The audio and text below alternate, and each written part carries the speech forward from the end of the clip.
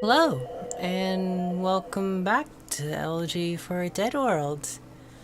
Uh, After I ended the last game, I was thinking to myself, didn't I didn't really do it justice, and I didn't really explore anything either. No one really prompted me to come back to this and investigate further, but I don't know, after my little pop culture slaughtering of the English language, I thought, I don't know, maybe I should try it again and not wait until it's like popular to be writing and just give it a go, you know? Who knows? Maybe we'll get something cool. Yeah, let's just start writing. Huh. I guess there's tasks. I am blank, but they blank. Sections 11, word count 84? What? I don't know. Oh, okay, I guess we're going there. Whoa! Cool, they're like 3 Atlas men. Hold on a sec. I gotta adjust the volume on that. Okay, great. The great artist Himophat shaped these lands as a testament to her own world. It damn skippy her world.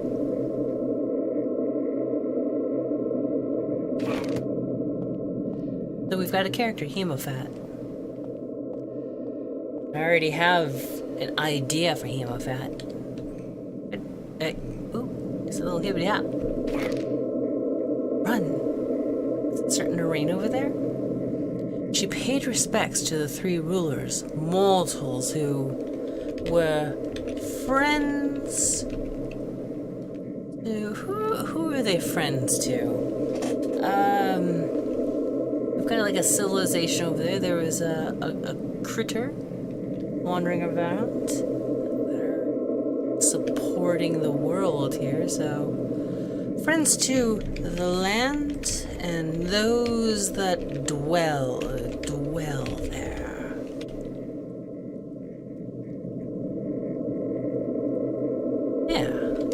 Yeah. Alright. So who are these guys? Do they bear names? Their nearly unbroken reign was passed down from grandparent to parent to child, a testament to their legacy to upload videos to YouTube, to uphold their testament to the legacy to uphold their traditions, to protect all living creatures. Let's call them protectors. Grand Titans. Protectors. That's protectors of protectors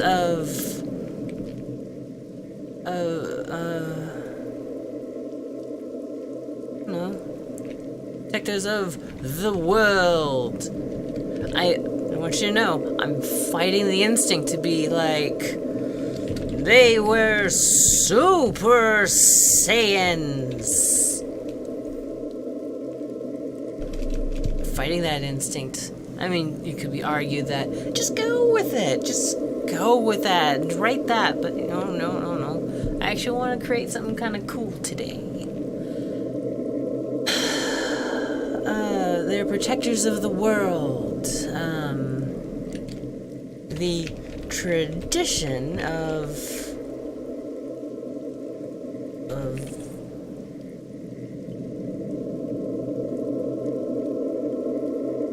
of being protectorate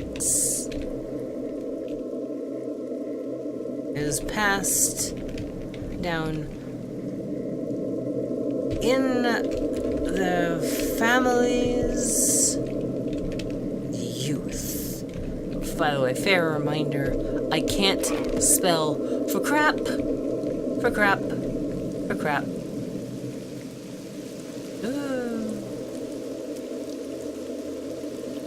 Well, this is unusual.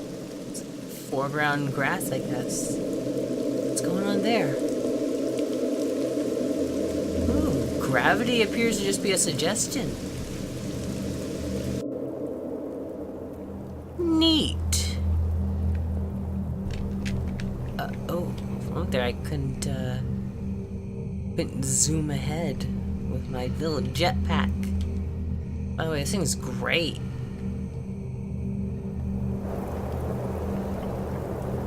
Alright.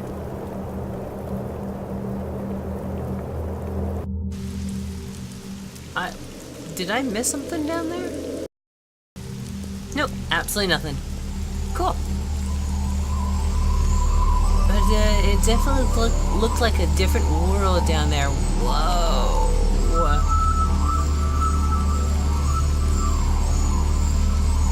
Oh my goodness.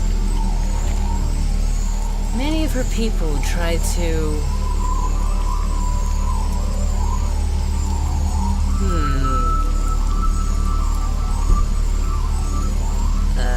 follow her guidance. Guidance? But...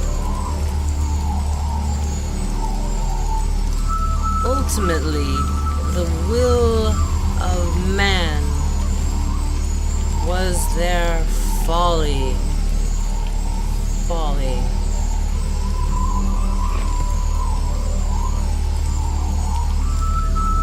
Oh, here we go. Yeah, we've got some kind of deity and followers of her.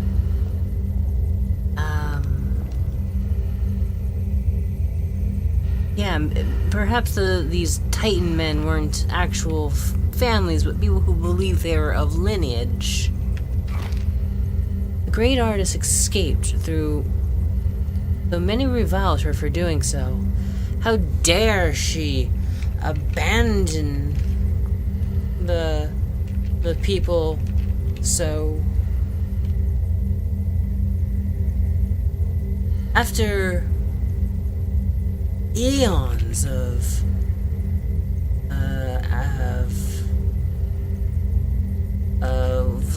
what? Devotion? Yeah, after eons of devotion. Devotion? Yeah, okay, sure. That's how it's spelled now. How dare she abandon the people so? After eons of devotion.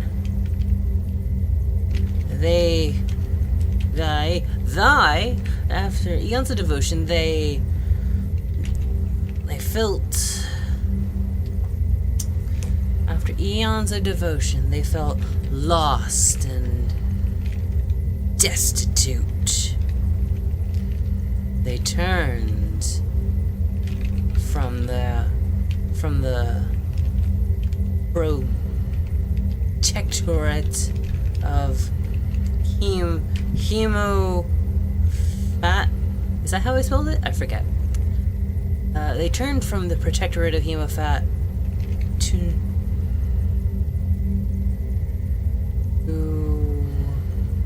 a new goddess. One that promised to lift them from the land. Ah, here we go. Intrigue. A new challenger appears.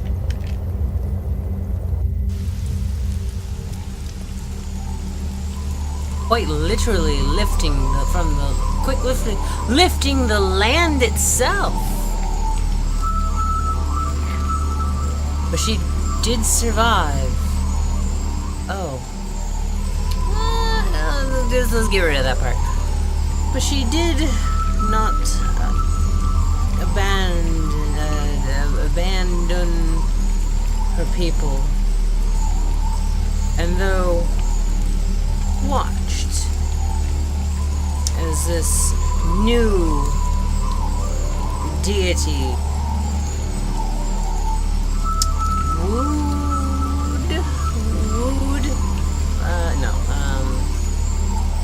this new deity, what they do? They,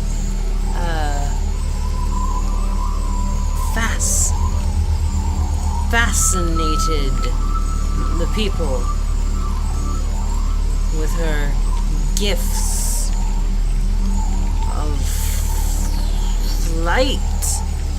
She amassed enough wealth to purchase this planet. Well, we're talking about a freaking deity here. She amassed enough. Let's go back on that sentence. She amassed enough. She did not abandon her people. And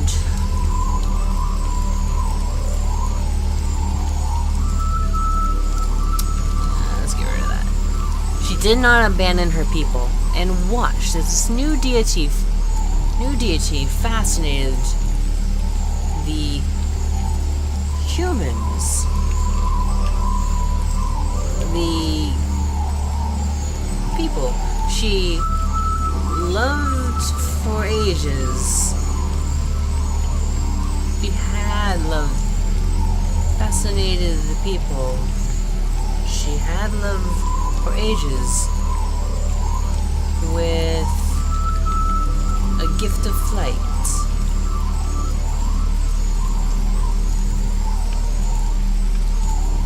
This new deity amassed enough of a following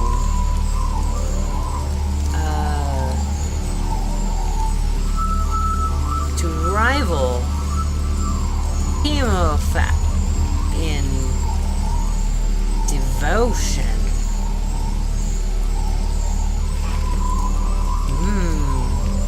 Okay, so we have a second god. Do the followers trust one another? Oh. Oh my. She learned to carve. How about she learned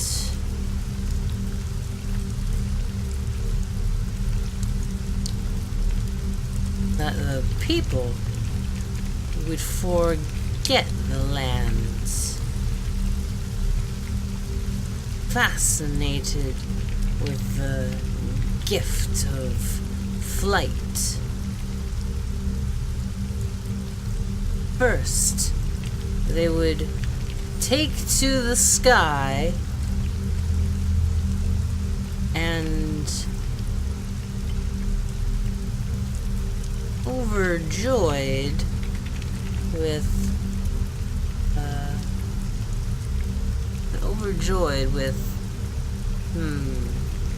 first they would take to the sky and is that like this part is screwing me up. First, no. You would take to the sky and forget to ever land. Return to their families.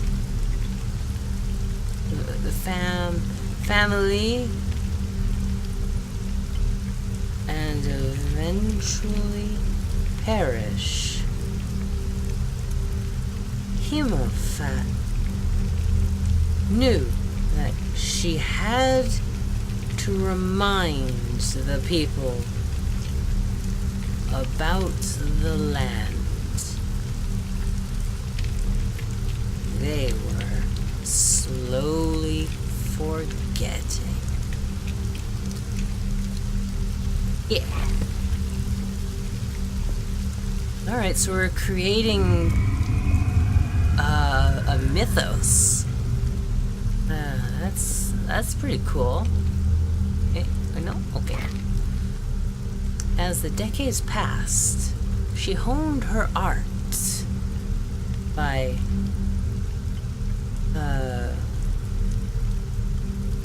warping the stone. First, it was crude. Then, it flowed like water. Himophat.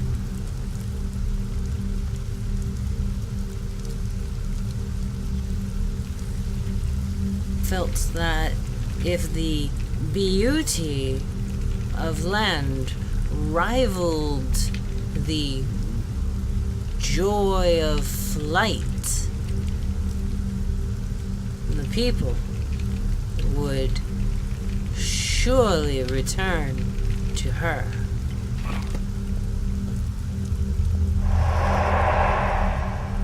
Oh, indeed, yeah. Okay, here we go. There's a construction back there, so let's consider all that. Like, okay, she's making the land beautiful, but what's going on over there? Are these perches? Are these yeah, let's call them a bastion of some sort, somewhere where people can lift off. There appears to be structure back here as well. So let's not forget about what's going on in the far background. She spent centuries crafting her...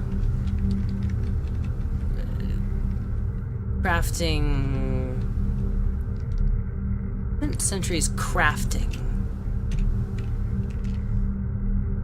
The ground sprung grass and trees.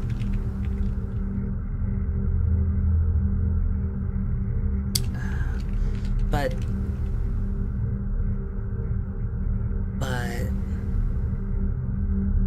no, the other deity doesn't have a name yet. Let's try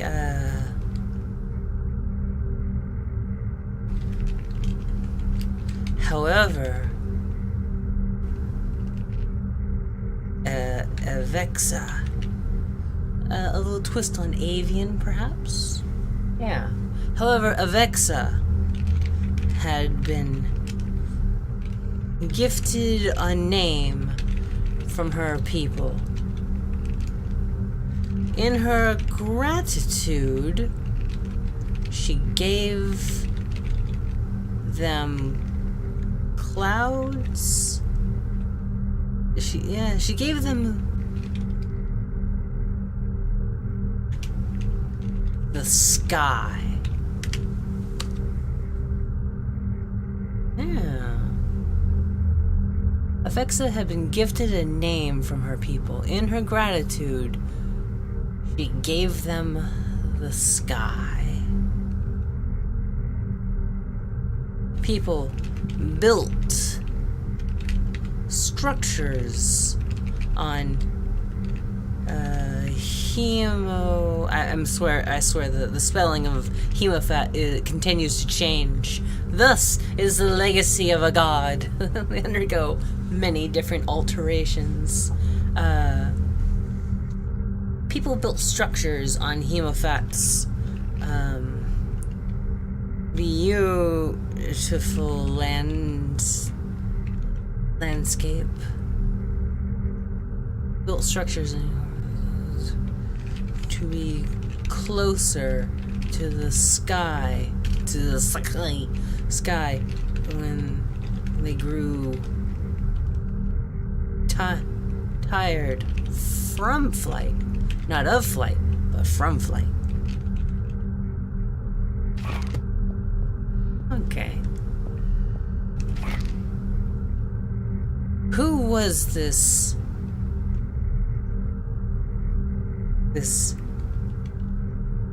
Avexa? Who was this Avexa. How did I spell it? Build it. She spent a century crafting Avexa. Okay. Who was this Avexa? What did she think? Stealing the hearts of Himophat's people would accomplish. You see? At least accomplish. What did she think stealing the hearts of Himophat's people would accomplish? Himophat was growing jealous and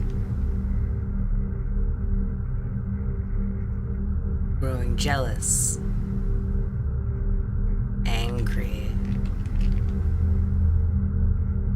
There's appears to be like the slow creation of gemstones for every step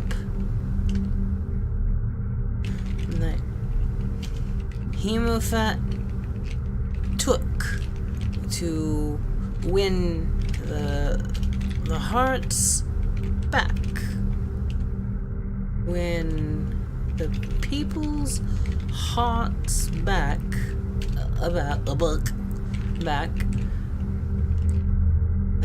Avexa was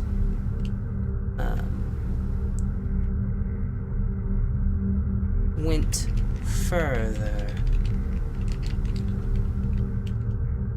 Himophat made gemstones. Avexa made the stars. I was running out of space back there, or perhaps I might have gone a step further. Oh, wow. She spent so much time and care.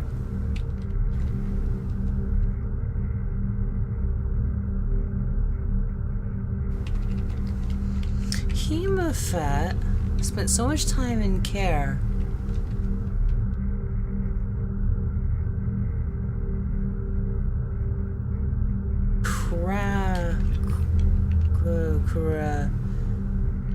Crafting the land.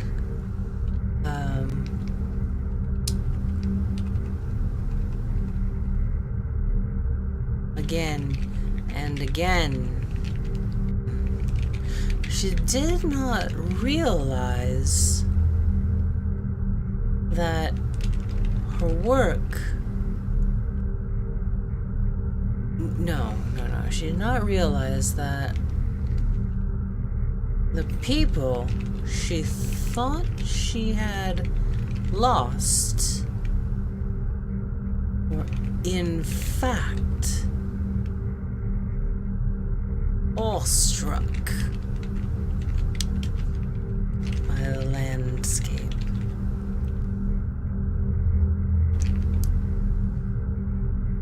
They marveled at the land, and from on high. On high, unfortunately, has the connotation of like lavish riches, so perhaps not on high. You know what I just noticed? This little figure here is like it's some kind of alien man that is sickly or poor, or just doesn't have a lot of fabric to cover or keep warm. You know, this whooshing here kind of reminds me of the wind, and this could be the people starving. So let's scrap this. Scrap that. people were dwindling.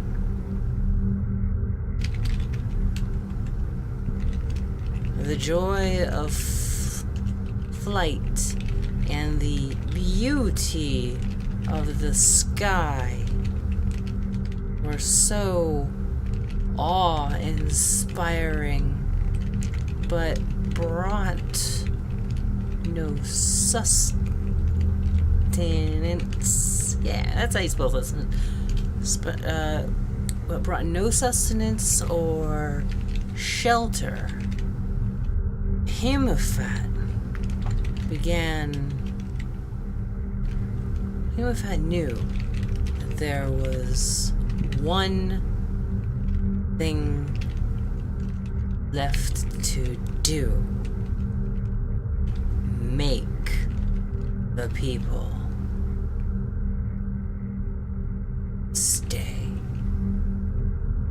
Just one thing left to do to save our people.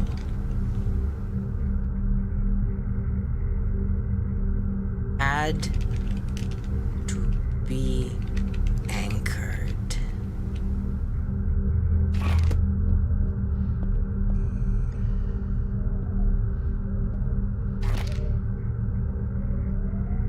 Who else was worth spending such devotion but to Himophat?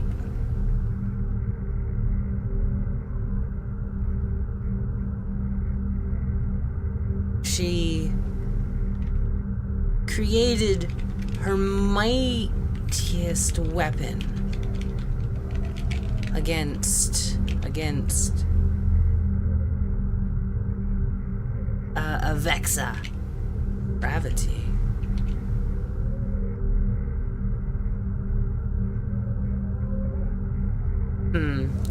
It doesn't have the gravitas of bringing people down to earth. But I can't think of any other means of conveying, magnetizing people to a land. I mean, it's certainly a scientific spin on it. Who else was worth spending such devotion but to Himophat? She created her mightiest weapon against Avexa. Combat her carelessness with the people's hearts. One that would bring them closer. One that would bring them closer to Himophat again. And keep them there forever. She created gravity.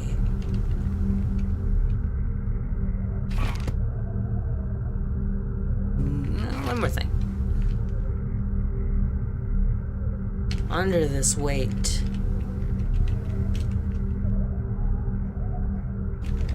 the people began. The people were. Let's see, the sads. The people were sad and felt like they needed to remember their time in the sky. But I don't have a lot of space. Let's see. Oh, it scrolls. No! Bitch nuts.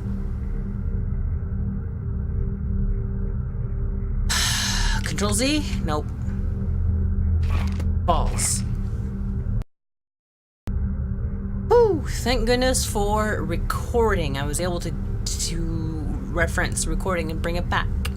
Let's try to get back into the groove, because that took a moment and kind of took me out of the creative flow.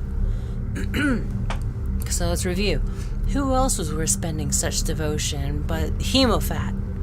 She created her mightiest weapon against Avexa to combat her carelessness with the people's hearts, one that would bring...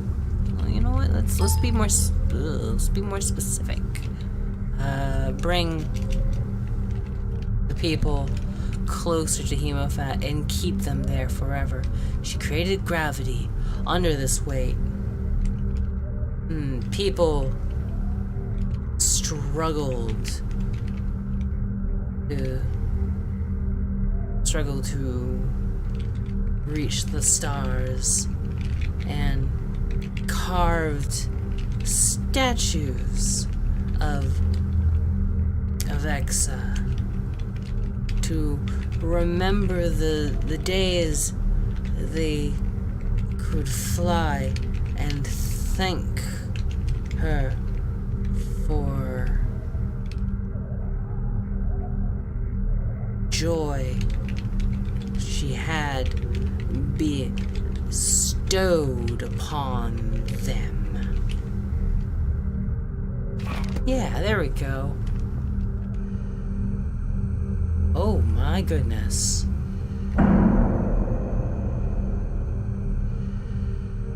Well, that is the Winds of Himophat. While we were away, I named it.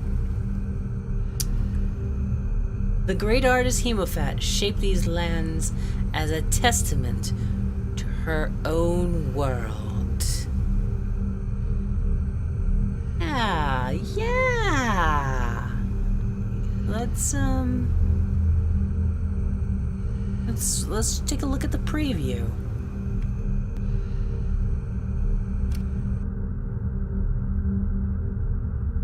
All right. The great artist Himophat shaped these lands as a testament to her world. She paid respects to the three rulers, mortals who are friends of the land, those that dwell here. Well, it doesn't make a lot of sense. She paid respects to the three rulers, mortals who are friends to the land, those that dwell there.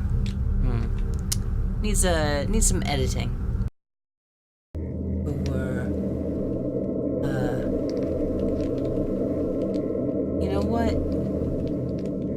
Devoted to the ways of land and those that dwell there. Alright, here we go. So wait, do I have to go all the way back?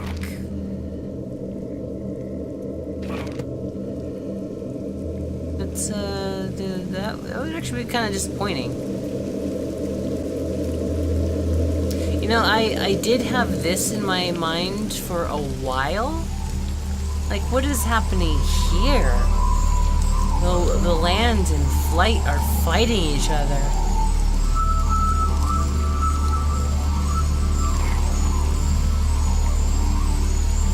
Oh. We never went over this. Okay. Let's take that opportunity. But jealousy and conflict made disaster inevitable, and so here marks the final battlegrounds between two immensely powerful deities. Himophat and Avexa.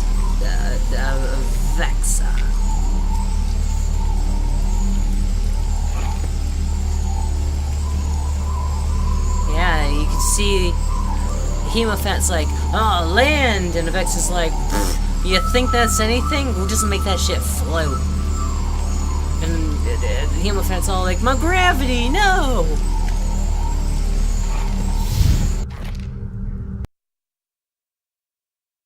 Oh, here's the one that we missed. She created one piece for every lost soul from her world. Every being lost due to the carelessness of Vexa. Toying with the hearts of mortals. Dolls. There we go. Yeah, I believe that's everything. Hit it! Alright, I've gone back several times and done many edits. I've started and stopped reading this over and over and over again. But the first edit that you will become aware of is now the legend of Himophat. The great artist Himophat shaped these lands as a testament to her own world. She paid respects to the three rulers, mortals who were devoted to the ways of the land, and those that dwell there. Their nearly unbroken reign was passed down from grandparent to child, a testament of their legacy to uphold their traditions and protect all living creatures. Protectors of the world, the tradition of being protectorates is passed down in their family's youth. But jealousy and conflict made disaster inevitable, and so here marks the final battleground between two immensely powerful deities, Himophat and Avexa. Many of her people tried to follow her guidance, but ultimately the will of another was their folly. The great artist escaped, though many reviled her for doing so.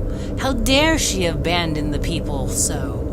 After aeons of devotion, they felt lost and destitute. They turned from the protectorate of Himophat to a new goddess, one that promised to lift them from the lands. But she did not abandon her people, and watched as this new deity fascinated the people she had loved for ages with the gift of flight. This new deity amassed enough of a following to rival Himophat in devotion. She learns that these people would forget the land, fascinated with the gift of flight.